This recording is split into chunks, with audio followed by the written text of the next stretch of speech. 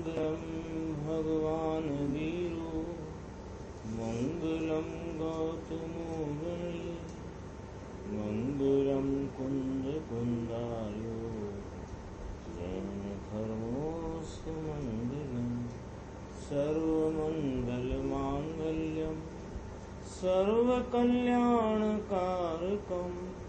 प्रधानम सर्वधर्माणां जैनम जयतु शासनम। मैं नमो तीर्थनायक को, नमो ओंकार वाणी को, नमो उन कुंद प्रभु को जिन्होंने ओंकार धारण की। अहो उपकार जिनवर का, कुंद का दिव्य वाणी का, जिन कुंद धुनि दाता उन कहान स्वामी का। सर्वव्यापीक चिद्रूप स्वरूपाय परात्मने सोपलब्धि प्रसिद्धाय ज्ञानानंदात्मने नमः।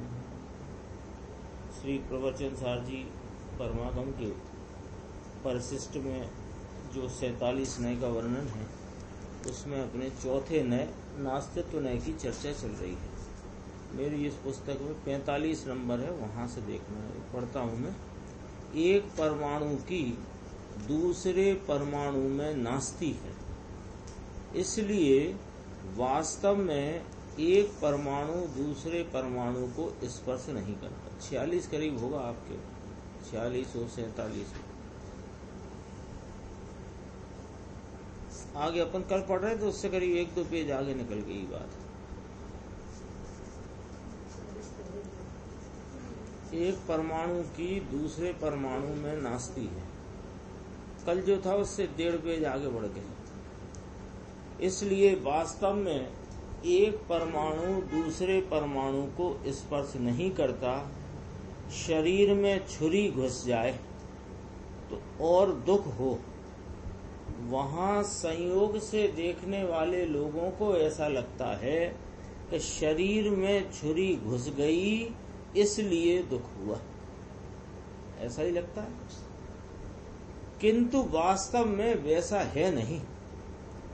वास्तविकता क्या है कि शरीर की अवस्था शरीर में है, छुरी की अवस्था छुरी में है, और दुख रूप आत्मा की अवस्था आत्मा में। और अपना किस नय की बात चलती है? आत्मा के नास्तित्व धर्म की बात चलती है।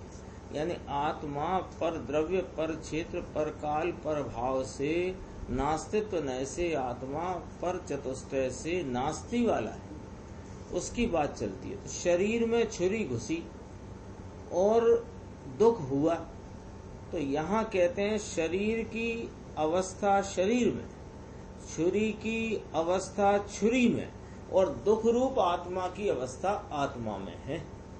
छुरी के कारण शरीर की अवस्था नहीं होती, और शरीर छिदा उस कारण आत्मा की दुख अवस्था नहीं हुई है। प्रत्येक की अवस्था अपने अपने काल से स्वतंत्र है, उनका अपना स्वकाल है।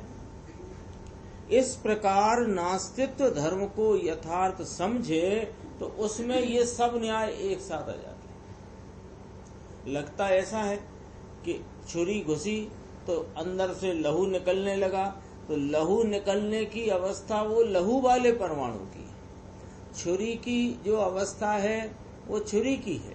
शरीर में जो कुछ भी छेदन भेदन अवस्था है वो शरीर की है, और वहां उस समय आत्मा में अरोचकता से उपजा हुआ जो दुख की अवस्था है वो आत्मा की अपनी। अब यहाँ अपना बात आगे चली। देखो, जिस प्रकार जो तीर अपने द्रव्य क्षेत्र काल भाव से अस्थि रूप है, तीर याद आ गया? वो चित्र अपन ने देखा था ना, तो उसमें लोहमय बाण कमान और डोरी के बीच में रहा हुआ, संधान अवस्था यानी उसका स्वकाल, और लक्ष्योन्मुक्ता उसका स्वभाव। ऐसा चित्र था ना, वो ख्याल में आ गया होगा। तो ये जो तीर है, एक तीर अभी चित्त में लो। कौन सा तीर? के जो अपने लोहमय द्रव्य धनुष कमान और डोरी के बीच का क्षेत्र, संधान अवस्था, काल, लक्ष्योन्मुक्ता भाव, ऐसे भाव से, ऐसे रूप से, स्वरूप चतुष्टय से अस्थि रूप है। और वही तीर दूसरे तीर के लोह रूप नहीं है। तो दूसरे तीर की अपेक्षा से लोहमय तीर अलोहमय है। और जो धनुष और डोरी के बीच में रहा हुआ तीर दूसरे तीर की अपेक्षा से धनुष डोरी के बीच में नहीं रहा हुआ है। ऐसे ही वह जो संधान अवस्था में स्वकाल में जो तीर है, वो अन्य तीर की अपेक्षा से संधान अवस्था में नहीं है। और ऐसे ही जो लक्ष्योन्मुक्ता वाला तीर है, वह अन्य तीर की अपेक्षा से अलक्ष्योन्मुख है। ऐसे नास्ति घटाई ना। देखो, वही तीर दूसरे तीर के लोह रूप नहीं है, दूसरे क्षेत्र में नहीं है, दूसरी अवस्था में नहीं है और दूसरे भाव में नहीं है।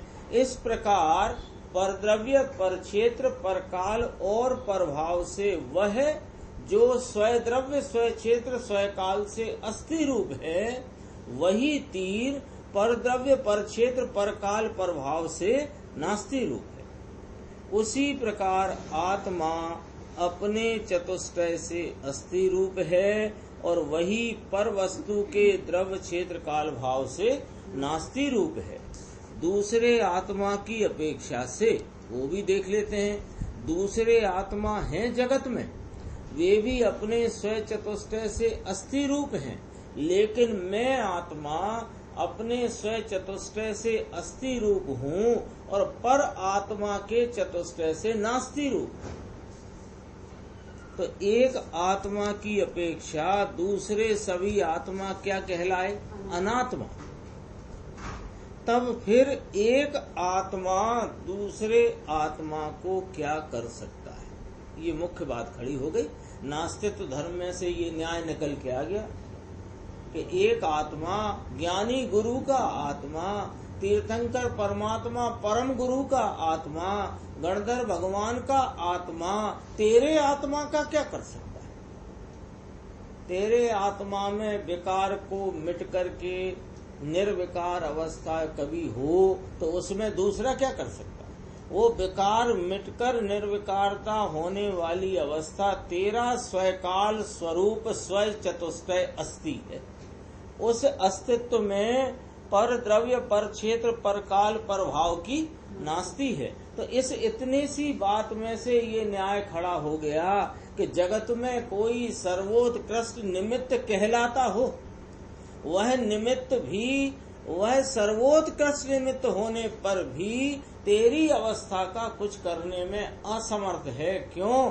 कि तेरी अवस्था का अपना स्वकाल अपने से है और पर से उसकी नास्ति। गजब के न्याय निकलते हैं। ऐसे तो नास्तित्व अस्तित्व पढ़ने में कोई ज्यादा देर न लगे। आचार्य भगवान ने तो कितना कितना सा 4 लाइन में लिखा, 5 लाइन में लिखा। नास्तित्व का अर्थ है अभाव, यानी एक में दूसरे का अभाव है और जिसमें जिसका अभाव हो उसमें वह क्या करेगा। शक्कर में नमक का अभाव है तो शक्कर खारेपन को कैसे करेगी? कर सकती है? नहीं, क्योंकि उसका तो अभाव है। तो जिसका अभाव हो वह कुछ नहीं कर सकता और उसका कुछ नहीं किया जा सकता। अभाव कुछ नहीं कर सकता। देखो अभी एक उदाहरण देते हैं। जिस प्रकार खरगोश के सींगों का जगत में अभाव है, किसी ने देखे हो तो बताओ, होते नहीं। लेकिन कोई यूं कहे कि मैं आज सुबह टहलने गया था तो एक खरगोश ने सींग मेरे पैर में मार दिया, मुझे घाव हो गया। ये बात कितनी सत्य है? कोई कहे आकर, देखो मेरे पैर में घाव है, ये घाव मुझे वहां से निकलते हुए खरगोश ने सींग मार दिए, इसलिए मेरे पैर में घाव हो गया। ऐसा कोई कहे तो उस बात को क्या समझना? सत्यता समझना, असत्यता समझना, मूर्खता समझना, क्या समझना? ऐसे ही उसने मुझे थप्पड़ मारा इसलिए मुझे दुख हुआ, इसमें क्या समझना? क्या समझना? तेरे दुख रूप अवस्था तेरा स्वकाल है, और वह जो चक्कू या थप्पड़ है, वो छुरी है, उसका तेरे में नास्ती है, उसका तेरे में अभाव है। तो जिसका तेरे में अभाव है उससे मुझे दुख हुआ, ये बात क्या कहलाएगी? सत्य, असत्य या मूर्खता? असत्य बात है, मूढ़ता की बात है। लेकिन हमारा इस वस्तु तत्व का जैसा स्वरूप है वैसा नहीं जानने और नहीं मानने के कारण अनादि से हमको यही चिंताएं परेशान कर रही हैं कि उससे ये हुआ, इससे ये हुआ। गैस हम बंद नहीं कर पाए तो दूध उफन गया, गैस इधर की जगह इधर घुमा दी इसलिए दूध उफन गया। सब बातें झूठी, सब बातें। देखो, खरगोश के सींगों का जगत में अभाव है, वह लगे और घाव हो जाए ऐसा कभी नहीं हो सकता। उसी प्रकार पर में आत्मा का अभाव है तो वह पर में क्या करेगा, और पर वस्तु आत्मा का क्या कर सकती है? ये क्या कर सकता है पर का, और पर इसका क्या कर सकता है?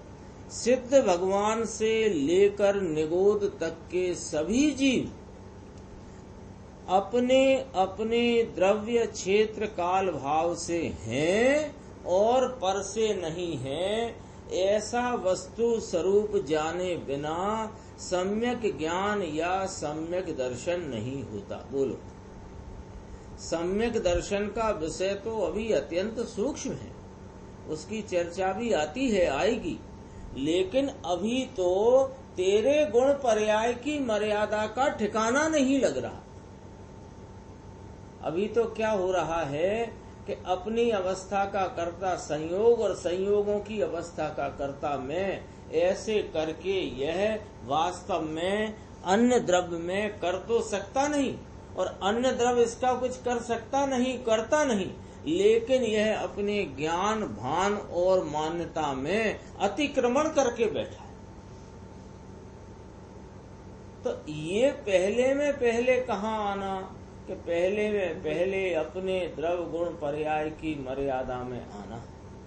तो अनंत पर द्रव्यों से भिन्न अपने गुण पर्याय स्वरूप का यथा तथ्य निर्धारण करेगा, वह उसमें से विभाव रूपता विद्विद रूपता को छोड़कर स्वभाव रूपता और ध्रुव रूपता का आश्रय लेगा। कहते हैं सम्यक दर्शन का विषय तो अभी अत्यंत सूक्ष्म है। प्रथम माने पहले में पहले, पर से भेद ज्ञान किए बिना अंतर के सूक्ष्म रागादि भावों से स्वभाव का भेद ज्ञान कैसे करेगा? अभी तो निमित्तों की तरफ दौड़ता है, राग की वो क्वालिटी की तरफ दौड़ता है। राग की क्वालिटी की तरफ दौड़ने वाले, निमित्तों की तरफ दौड़ने वाले, तू पहले अपने द्रव्य गुण पर्याय की मर्यादा का निर्धारण तो करो। जब वह निर्धारित होगी तो एक ही ज्ञान अवस्था में ज्ञान का सामान्य भाव, ज्ञान का विशेष भाव और उपजे हुए रागादि का वेदन भाव सब कुछ है कि नहीं? एक पर्याय, एक उपयोग की दशा में उपयोग की बहिर्मुखता रूपी जो परिणति परिणाम है, उसमें वो ज्ञान सामान्य मौजूद है, उसमें ज्ञान का विशेष भाव जो उस समय की खिलावट का उपजा वो मौजूद है, और उसी खिलावट में उपजे हुए राग और आकुलता का वेदन मौजूद है। यहाँ पर राग, आकुलता और ये ज्ञान की विशेष अवस्था से भी न्यारा एक ध्रुव सामान्य जानन जानन स्वरूप एक परमात्म तत्व में हूँ, ये बात तो अभी आगे की है। अभी गड़बड़ क्या हो रही है कि दृष्टि के विषय को एकदम उठाना चाहता है और संयोगों से दृष्टि छूटी नहीं। अभी संयोगों से मुझे ये होता है, निमित्त से होता है, ये बात अभी बराबर निर्धारण में आई नहीं। और रागादि से मुझे भिन्न पड़ना है तो 3 काल में पड़ेगा नहीं।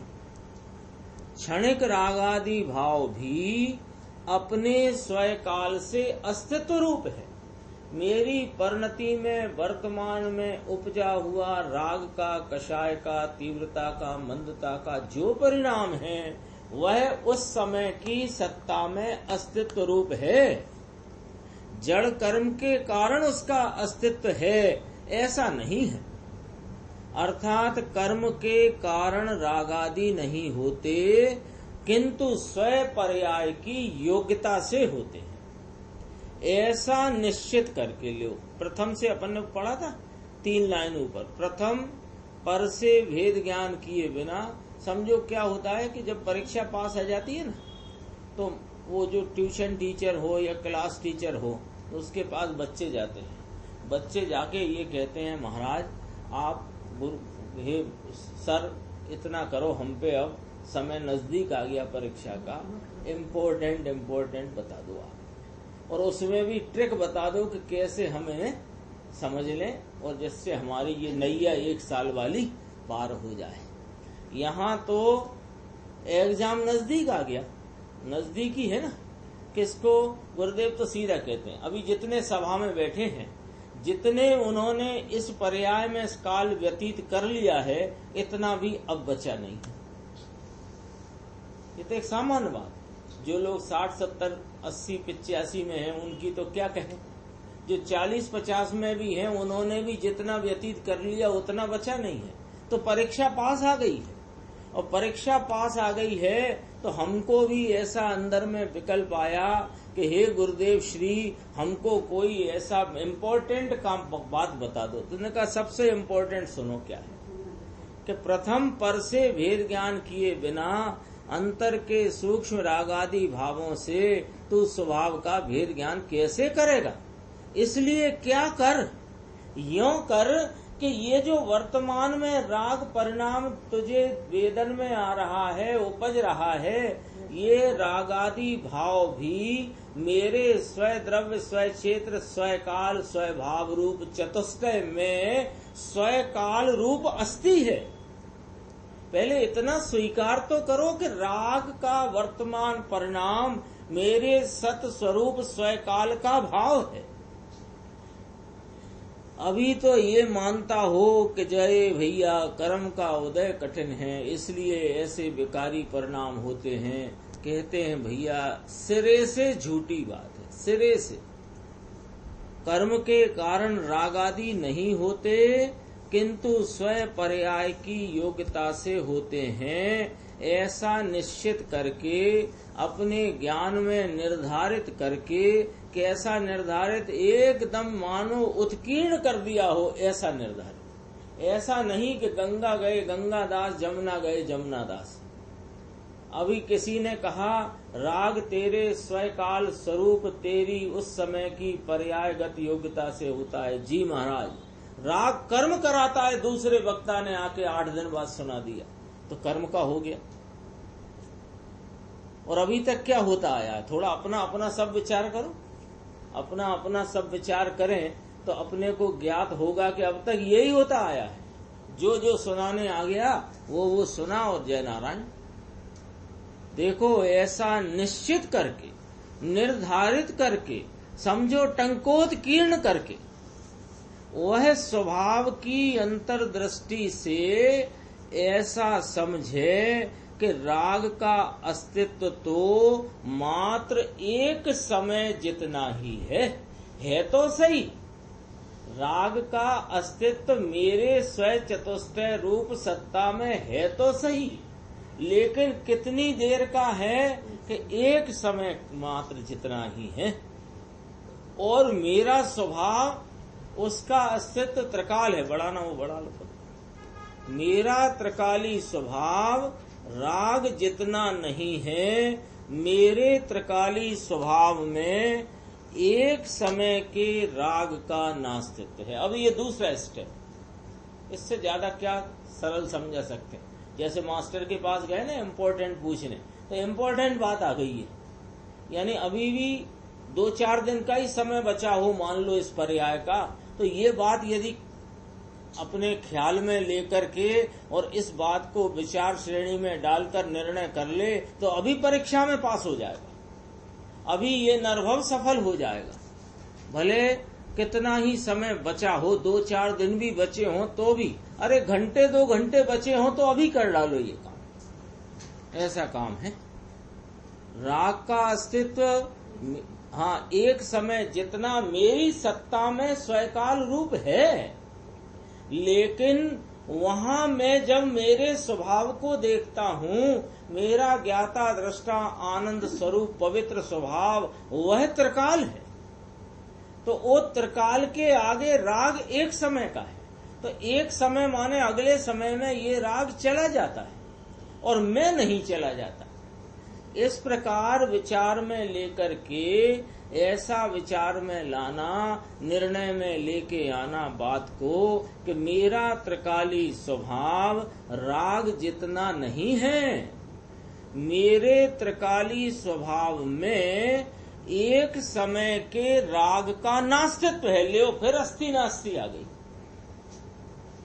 जो राग स्वकाल स्वरूप अस्थि कहा था, वह समस्त अनंत पर द्रव्यों से भिन्न अपने द्रव्य स्वभाव, अपनी द्रव्य गुण पर्याय की मर्यादा में लाना था।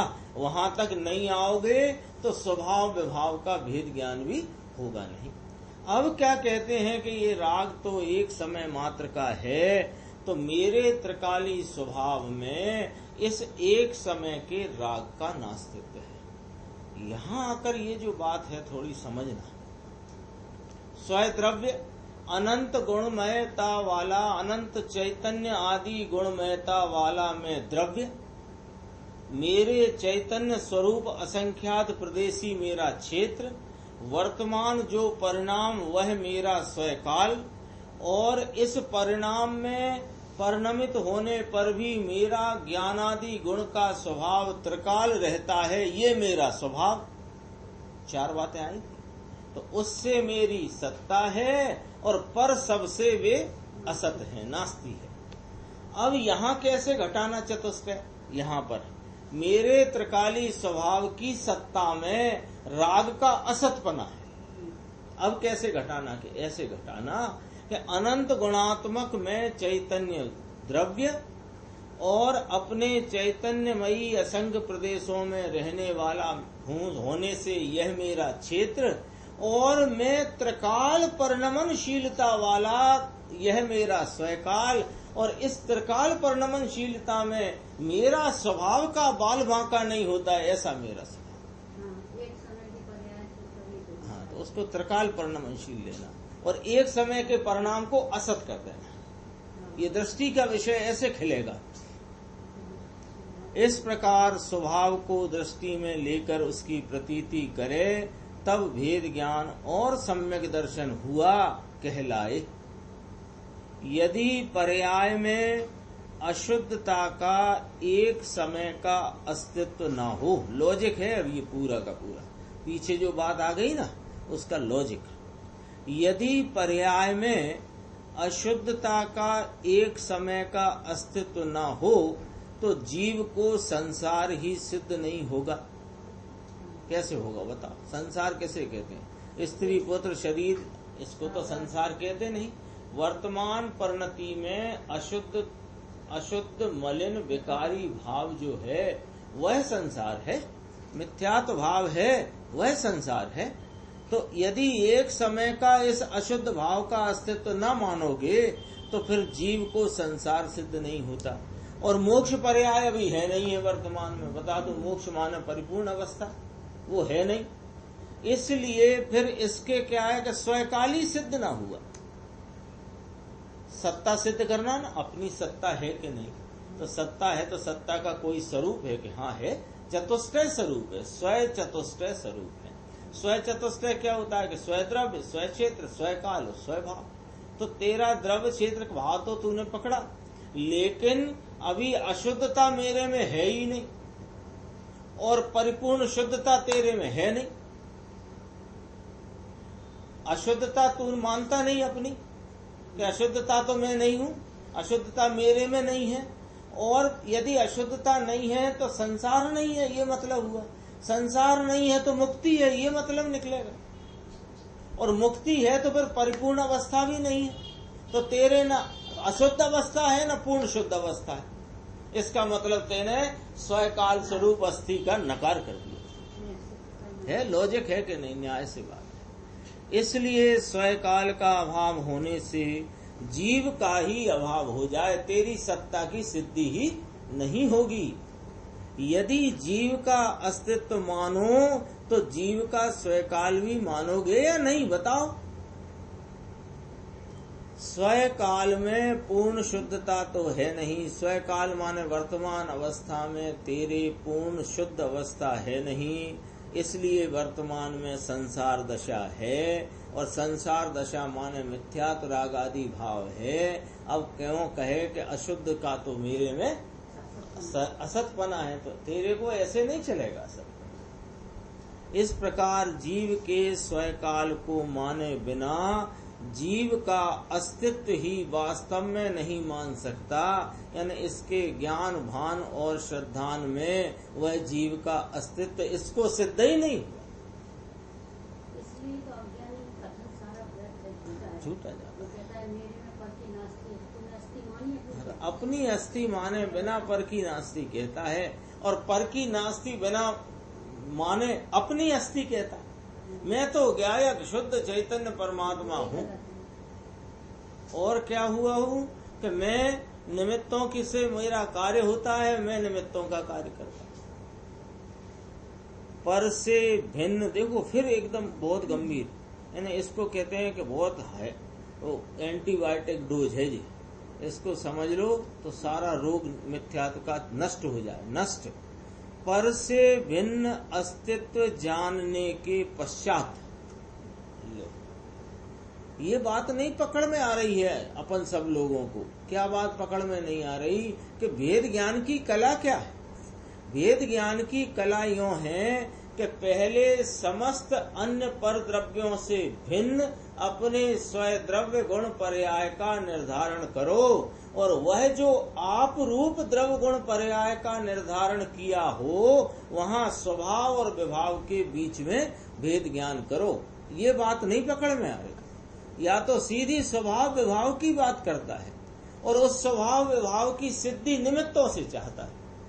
स्वभाव विभाव के भेद की सिद्धि निमित्तों से चाहता है। देखो, पर से भिन्न अस्तित्व जानने के पश्चात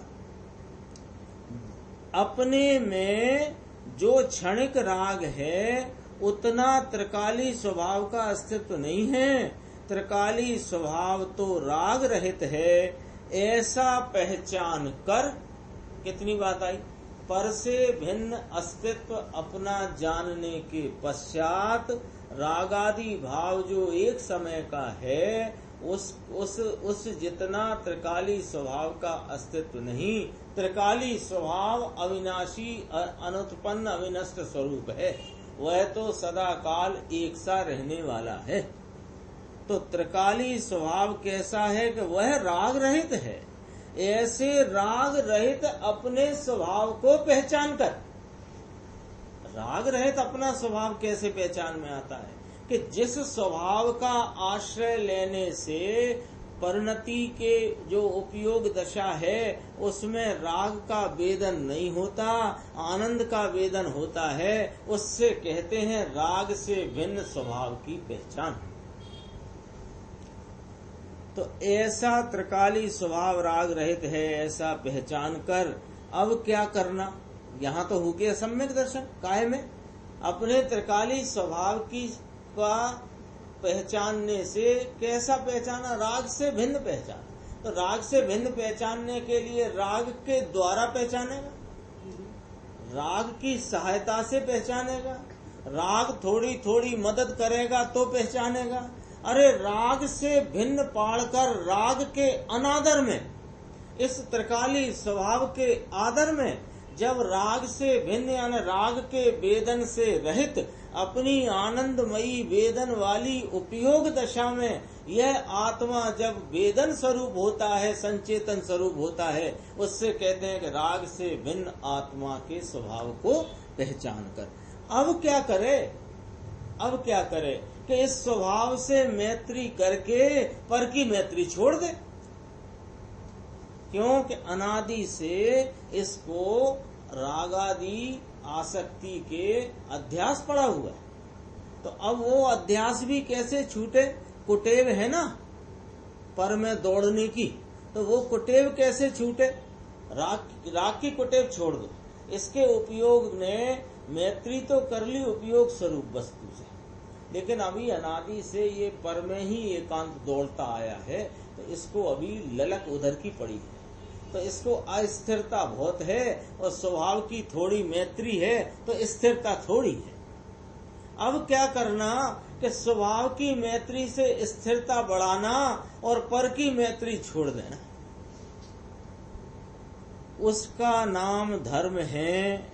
अरे पर से मुझे लाभ हानि होते हैं, ऐसी पर के साथ एकत्व पने की मान्यता, वह पर के साथ मैत्री है, वह संसार का कारण है। कौन कि पर से मुझे लाभ हानि होते हैं। यहाँ मैं भरत क्षेत्र में आ पड़ा 5वें काल में, यदि मैं विदेह में होता तो मुझे सम्यक दर्शन हो जाता, वहाँ गणधर परमात्मा और लाखों शुद्ध केवली का सानिध्य संयोग मिलता, तो मुझे धर्म की प्राप्ति हो जाती। अथवा मैं ऐसा करता हूँ कि मैं स्वर्ग की जुगाड़ बना लेता हूँ और स्वर्ग पहुँच जाऊंगा, तो वहाँ से विदेह जाकर के मैं अपना काम कर लूंगा। अभी तेरे को भैया बहुत तीव्र मिथ्या तो चल रहा है, बहुत तीव्र मिथ्या तो चल रहा है। पर से लाभ मानने की बुद्धि तीव्र मिथ्यात्व है और पर से हानि मानने की बुद्धि तीव्र मिथ्यात्व। हम क्या करें, 4 पुत्र हैं, उनकी बहुएं हैं, नाती पोते हैं, पत्नी है, अब इनको छोड़कर हम कैसे जा सकते हैं, इनसे मेरा धर्म का बहुत हानि हो रही है। झूठ बात है, तेरे धर्म की हानि उनसे नहीं, और वहां तीर्थ स्थान पे जाके बैठ जाएगा तो उससे तेरे कोई लाभ नहीं है। पर से मुझे लाभ हानि होते हैं, ऐसी पर के साथ एकत्व पने की मान्यता, वह पर के साथ मैत्री है, वह संसार का कारण है। और जिसे स्वयं पर का भेद ज्ञान नहीं है, फिर वही बात, क्योंकि इम्पोर्टेंट प्रश्न पूछा है। अभी अपन कौन सी चर्चा सुन रहे हैं कि परीक्षा पास में है, मुख्य बता दो, तो मुख्य सुन लो कि जिसे स्वयं पर का भेद ज्ञान नहीं, जिसने अपनी विकारी निर्विकारी पर्याय सहित की, एक समय की पर्याय वाली और त्रिकाल द्रव्य क्षेत्र स्वभाव स्वरूप जो वर्तमान सत्ता है, उसे जिसने अन्य अनंते चेतन अचेतन पदार्थों की सत्ता से अन्य नहीं जाना माना है, उसको अंतर में अभी स्वभाव और प्रभाव के बीच का भेद ज्ञान कहाँ से होगा। आत्मा के अरे इन अस्तित्व नास्तित्व आदि धर्मों को समझे तो भेद ज्ञान हुए बिना रह नहीं सकता। बोलो, गारंटी ले रहे हैं, ज्ञानियों की गारंटी तो मानोगे ना। कोई चीज खरीदने जाते हैं तो ISI लिखा है, ISO लिखा है, तो अपन क्या समझते हैं कि ISO है तो चीज अच्छी है। यहाँ भी ये ISO है। ज्ञानी का वचन एकदम सर्वज्ञ की सीधी बात है, सरल भाषा में बात है। वे गारंटी देते हैं कि इन अस्तित्व नास्तित्व आदि धर्मों का यथा तथ्य स्वरूप समझेगा जो कोई, तो भेद ज्ञान हुए बिना न रहे। आत्मा का द्रव्य, असंख्य प्रदेशी क्षेत्र, अनंत गुणों का रूप भाव, वे त्रिकाल हैं, पर्याय क्रमशः तीनों काल होती रहती है। इसका क्या अर्थ है, इसका अर्थ समझना जरा। आत्मा का द्रव्य त्रिकाल कहा, असंख्य प्रदेशी क्षेत्र त्रिकाल कहा, और अनंत गुणों रूप जो भाव है आत्मा वस्तु का, उसको भी त्रिकाल कहा, और पर्याय क्रमशः उसको भी त्रिकाल कहा। त्रिकाल लिया ना, लेकिन पर्याय एक समय की है और पर्यायों का प्रवाह त्रिकाल है। लेकिन ये त्रिकाल रहने वाला द्रव्य, त्रिकाल अपने असंग प्रदेशी क्षेत्र में अपने अनंत गुण रूप भाव का जो त्रिकाल स्वरूप है, वह एक समय की जो अवस्था है वह स्वकाल, ऐसी स्वचतुष्टय स्वरूप वस्तु का अस्तित्व वर्तमान, अस्तित्व त्रिकाल नहीं लेना है। त्रिकाल द्रव्य स्वरूप, त्रिकाल क्षेत्र स्वरूप, त्रिकाल भाव स्वरूप और त्रिकाल प्रवाह में रहने वाली वर्तमान पर्याय स्वरूप, ये वस्तु का अस्तित्व है, ये वर्तमान है। किंतु उन पर्यायों का काल एक समय पर्यंत है। देखो, विकारी हो या अविकारी भाव हो, वह उसका स्वकाल है। उस समय जगत में दूसरी वस्तु का अस्तित्व है, किंतु उससे अन्य वस्तु से इस आत्मा के स्वकाल का नास्तित्व है। इसलिए उस पर से कुछ भी लाभ नहीं होता, हानि नहीं होती। अब आत्मा में स्वकाल का आधार तो स्वद्रव्य है, इसलिए शुद्ध द्रव्य पर दृष्टि जाती है। क्या हुआ?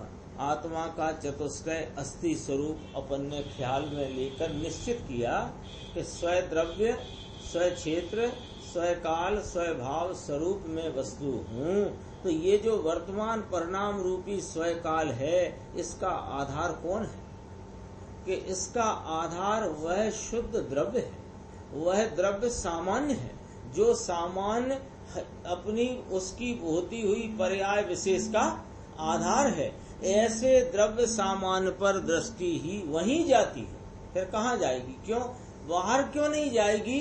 कि वो अन्य द्रव्यों से तो भिन्न निर्धारित कर चुका है। मैं स्वरूप से हूँ और पर रूप से नहीं हूँ, ऐसा पर से भेद ज्ञान करके फिर अगला स्टेप, दो स्टेप है, दो स्टेप के बिना नहीं होएगा। दूसरा, स्वयं में भी मैं त्रिकाल शुद्ध चिदानंद हूँ, विकार जितना नहीं हूँ, ऐसे भेद ज्ञान करके शुद्ध स्वभाव का आश्रय करने से अपूर्व धर्म होता है। द्रव्य त्रिकाल है और पर्याय क्षणिक है, ऐसा जो जान लेता है, जिसने वर्तमान पर्याय में जो व्यक्तता का भाव है, उस व्यक्तता के भाव की क्षणिकता को और वहाँ रहे हुए अपने द्रव्य सामान्य के त्रैकालिक भाव को जिसने जान लिया कि मैं द्रव्य त्रिकाल हूँ और पर्याय क्षणिक है, अब बताओ उसकी रुचि का बल कहाँ जाएगा? नियम से जाएगा। उसका रुचि का बल माने रुचि अनुयायी वीर्य, वीर्य माने पुरुषार्थ की का उठना। ये जो पुरुषार्थ का उठना है वह उपयोग को कहाँ ढालेगा? त्रिकाली द्रव्य की तरफ। क्यों? क्योंकि उसने यह निर्धारित किया है कि पर्याय क्षणिक है, द्रव्य त्रिकाली है, और त्रिकाली जो है, जो कायमी टिकने वाला भाव है, उसके प्रति की रुचि में वह वीर्य, वह पुरुषार्थ उठ करके उपयोग अंदर स्वभाव में लगता है।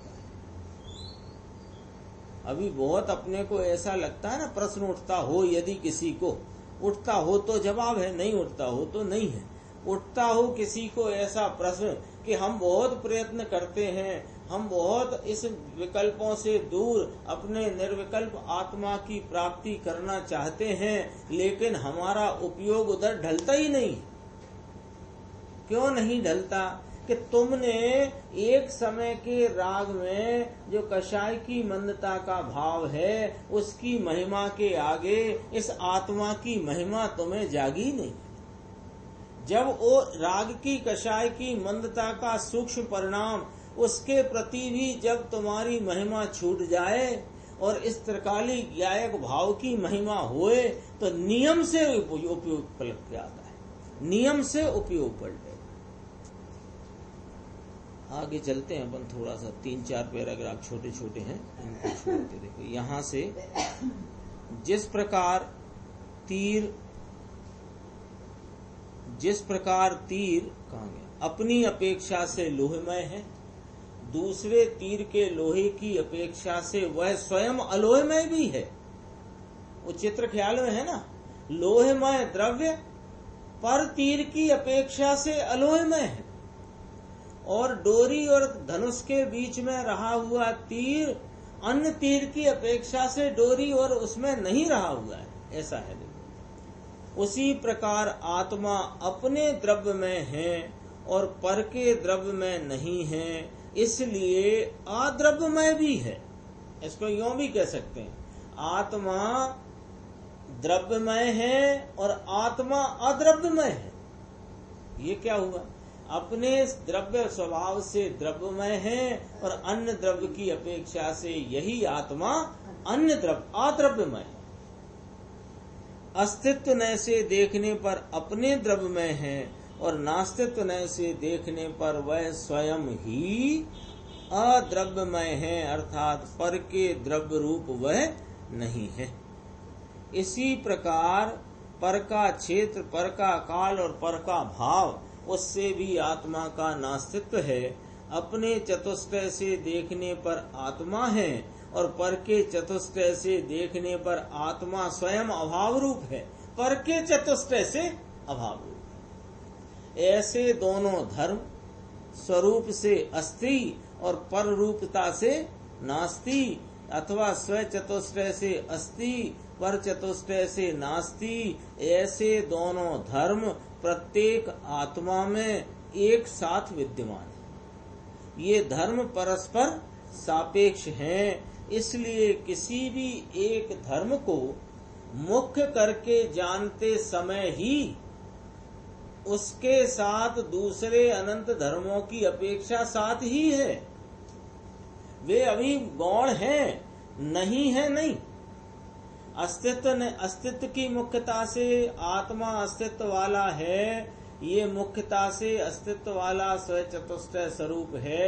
उसी समय में पर से नास्ति वाला धर्म भी उसमें उसी समय मौजूद है। अज्ञानी को ऐसा लगता है कि जो तीर लोहमय है वही अलोहमय कैसे हो सकता है, क्योंकि इसकी भाषा पढ़ो ना, अपन ने पढ़ी ना नए की भाषा, कि उसमें कहा कि पर द्रव्य पर क्षेत्र पर काल पर भाव से नास्ति रूप होने से नास्तित्व नय से आत्मा नास्तित्व वाला है। तो उसमें कहा अलोहमय तीर उस डोरी और कमान धनुष के बीच में न रहा हुआ, आसंधान अवस्था में अलक्षोन्मुख जो है, ये क्या लक्ष्योन्मुख भी यही और अलक्षोन्मुख भी यही, लोहमय भी यही और अलोहमय भी यही, ये क्या कहना चाहते?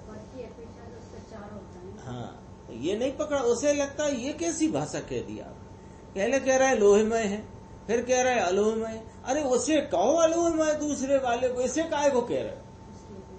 तो उसको हमें कहना ही नहीं है, हमें तो इस आत्मा के धर्मों की चर्चा है ना, उसके धर्मों की थोड़ी चर्चा है। जो आत्मा है वही आत्मा नहीं है, ऐसा कैसे हो सकता है? अरे किंतु भाई तू स्यादवाद से समझ, स्यादवाद है ना, स्यादवाद ता में ता लग के और आ गया। स्यादवाद माने स्यादवाद में कोई अपेक्षा से, यदि आत्मा स्वद्रव्य स्व क्षेत्र स्वकाल स्वभाव अपेक्षा से है और पर द्रव्य पर क्षेत्र पर काल पर भाव की अपेक्षा से आत्मा नहीं है, ऐसे समझो। तो कहते हैं स्यादवाद में अपेक्षा कहाँ बदलती है, उसको जाने बिना वस्तु का स्वरूप समझ में नहीं आ सकता। तीर को लोहे में कहा वह अपनी अपेक्षा से है, और उसी को अलोह में कहा वह पर की अपेक्षा से है। जगत में दूसरे जो लोहमय तीर हैं उनकी अपेक्षा ये जो तीर है ये अलोहमय है। इसी प्रकार भिन्न भिन्न अपेक्षा से दोनों धर्म उसमें सिद्ध होते हैं। उसी प्रकार जो आत्मा स्व चतुष्टय से है वही आत्मा पर चतुष्टय से नहीं है। इस प्रकार दोनों धर्म उसमें सिद्ध होते हैं। ऐसा अनेकांत वस्तु स्वरूप है जो स्यादवाद से समझा जा सकता है, समझना चाहिए। और स्यादवाद का प्रयोग इस जिनविंद परमात्मा की वाणी के सिवाय जगत में कहीं है नहीं। एक छोड़ देना पैराग्राफ, ये देखो। इस प्रकार नास्तित्व नय से, एक पैराग्राफ छोड़ के, इस प्रकार नास्तित्व नय से आत्मा को पर के अभाव रूप जानने से क्या फायदा हुआ कि ज्ञान स्वोन्मुख होता है। ज्ञान स्वान्मुख होता है, स्वयं की तरफ उन्मुख होता है। कैसे कि ये निर्धारित हुआ ना, निर्णय हुआ कि आत्मा पर से तो बिल्कुल अभाव रूप है, इसलिए पर से किंचित भी लाभ हानि उसे नहीं है, ऐसा निश्चित करे। ऐसा होता है, अपन किसी गली मोहल्ले कॉलोनी में रहते हैं और वहाँ कई लोग ऐसे हैं जिनसे अपना दिन प्रतिदिन कदाचित काम पड़ता है, और कई ऐसे हैं जिनसे कोई काम नहीं, लेना एक न देना दो, तो उनसे तुम्हारा जय जिनेन्द्र का व्यवहार भी नहीं होता सामान्यतया। क्यों नहीं होता? कि लेना एक न देना दो, ये है ना। ऐसा ही जिसने अपनी आत्मा को पर के अभाव रूप जाना है, उसने पर से किंचित भी लाभ हानि नहीं, यानी जगत में मुझ आत्मा से अतिरिक्त जितने पर पदार्थ हैं वे लेना एक न देना दो, उनसे न कोई मुझे लाभ होता है न मेरे कोई हानि होती है। जब इस प्रकार का निर्णय करे तो उसे पर के प्रति तीव्र राग देश तो होते ही नहीं है, अल्प राग देश होते हैं, क्योंकि अभी पूर्णता तो हो नहीं गई है, वीतरागता परिपूर्ण हो नहीं गई है, लेकिन अल्प राग देश होते हैं। सो वे भी पर के कारण नहीं होते हैं, वह भी मेरी सत्ता में स्वकाल वाला जो चतुष्टय है, उस वह स्वकाल का भाव वर्तमान में मेरे वह राग देश आदि का है। राग अपना स्वकाल है और स्वकाल का पर काल में अभाव है, इसलिए राग है वह अपना स्वकाल है, अपना ही परिणाम में वर्तमान अवस्था रूपी स्वकाल होने से ऐसा जिसने निश्चित किया उसको स्वयं उन्मुख होना ही रहा। क्या गजब की बात। लेना एक न देना दो, ऐसा वाला मामला है। वो सब उत्कृष्ट निमित्त और फलाने निमित्त, संसार भोगों के निमित्त और भोगों से विरक्ति आनंद आदि के निमित्त, धर्म के निमित्त, वे सब निमित्तों का ज्ञान कराया है। उनसे तेरे कोई परिणाम हो जाए ऐसा तीन काल में संभव है। जगत में अब तक अनादि अज्ञानी जीवों ने धर्म की प्राप्ति करी और स्वरूप स्थिरता के वो आराधना और पुरुषार्थ के द्वारा पूर्णता की प्राप्ति करी। अनंत जीवों ने करी कि नहीं करी? वे अनादि से अज्ञानी ही थे ना, तो उनका अज्ञान किसने मिटाया? स्वयं मिटाया, किसी पर ने मिटाया नहीं, पर कोई मिटा सकता नहीं। स्वयं पर्याय में विकार है, त्रिकाली द्रव्य में नहीं है, ऐसा जिसने जाना उसके ज्ञान का बल उपयोग की दशा की दिशा त्रिकाली स्वभाव की ओर ढले बिना नहीं रहती। इस प्रकार स्वभाव उन्मुख होना ही इस नय का तात्पर्य है। नय भले ही चाहे जिस धर्म को मुख्य करके जाने, किंतु उसका परमार्थ तात्पर्य अंतिम योग फल सारांश वह तो शुद्ध चैतन्य द्रव्य की ओर ढलना ही है। पर की अपेक्षा से आत्मा का अभाव है और आत्मा में पर का अभाव है, इसलिए पर के कारण आत्मा का ज्ञान विकसित हो अथवा पर से आत्मा की बुद्धि बिगड़े, ऐसा नहीं है। निर्दोष सादा आहार करे तो उसके कारण निर्दोष भाव रहे, और रस युक्त सदोष आहार करे तो उससे बुद्धि बिगड़ जाती है, ऐसा नहीं है। यह सब बात महाराज आप कहाँ से बता देते हो कि ये बात नास्तित्व धर्म की व्याख्या में समाई हुई है कि तेरे ज्ञान की क्षयोपशम की दशा में और उस उपयोग की जो कुछ भी दिशा है प्रशस्त निमित्तों की तरफ अथवा अप्रशस्त निमित्तों की तरफ, वह उपयोग की दिशा और उस उपयोग की खिलावट वह अपनी स्वयं योग्यता से स्वयं अस्थि में स्वकाल रूप है। उन निमित्तों की परकाल का इसमें अभाव है। तो किसी से बुद्धि बिगड़े और किसी से बुद्धि सुधरे, ये बात जड़ से झूठ है। किसने कहा? नास्तित्व धर्म ने कहा। अब ये सोचो 47 न्याय का वर्णन आचार्य परमात्मा ने किया, एक एक लाइन 2-2 लाइन लिखी। ये तो उदाहरण हरेक में दिया है, इसका उदाहरण थोड़ा बड़ा है, बाकी और उदाहरण इतने बड़े बड़े नहीं है।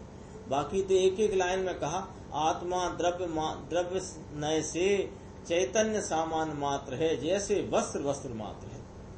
आत्मा पर्याय नय से ज्ञान दर्शन आदि गुण पर्याय भेद वाला है, जैसे वस्त्र तंतु मात्र है। इतनी इतनी सी बात और इतनी गंभीर व्याख्या ये कहाँ से आती है? अरे एक धर्म को समझते पूरे आत्मा का जो स्वरूप ख्याल में आता है तो उस पूरे स्वरूप का नक्शा सामने आ जाता है। अस्ति नास्ति भाव को बराबर समझे तो सब गुत्थियां सुलझ सकती है। सिद्ध का आत्मा या निगोध का आत्मा कोई भी आत्मा पर से नहीं है। सिद्ध भगवान के आत्मा का स्वकाल ही ऐसा है कि अलोक में वह नहीं जाता, लोक में रहने का उसका स्वकाल है। यों कोई कहे कि निमित्त नहीं है इसलिए वे अलोक में नहीं जा सकते, ऐसा नहीं है। चर्चा आती है निमित्त की प्रधानता में कि वहाँ सिद्ध भगवान से लोकागत तक ही क्यों जाते हैं कि वहाँ आगे धर्मास्तिकाय का वहाँ निमित्त का अभाव होने से नहीं जाते हैं, ऐसा नहीं है। वो सिद्ध परमात्मा का स्वकाल ही ऐसा है। इसी प्रकार निगोध का जीव निगोध दशा में रहा है, वह भी उसके अपने अस्तित्व का स्वकाल है, उसमें कर्म की नास्ति है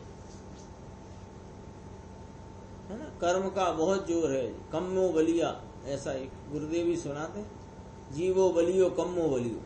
निगोध में कम्मो बलवान हुआ है, कर्म बलवान है, कोई कर्म बलवान नहीं। कर्म अपनी सत्ता में है और जीव अपनी सत्ता। कर्म की सत्ता का जीव में त्रिकाल अभाव है। ये किसने बताया? नास्तित्व धर्म ने। उसमें कर्म की नास्ति है, कर्म के अस्तित्व में आत्मा का नास्तित्व है, इसलिए कर्म के कारण वह जीव निगोध में रहा है, ऐसा नहीं है।